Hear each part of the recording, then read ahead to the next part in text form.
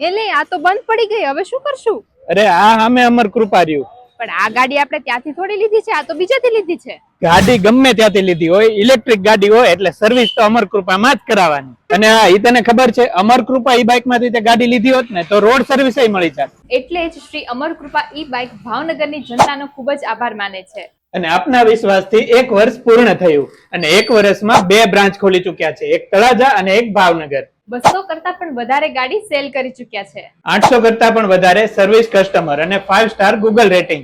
માત્ર એક જ વર્ષમાં આટલું અચીવમેન્ટ તમારા સપોર્ટથી જ થયું છે. અને મેં પણ અત્યારે જૂની ગાડી એક્સચેન્જ કરીને નવી લઈ લીધી, કેમ કે મારા વપરાશ પ્રમાણે મારા માટે એને બેસ્ટ મોડલ સજેસ્ટ કર્યું. અને અહીંનું બેસ્ટ સેલિંગ મોડલ પણ નોવા જ છે.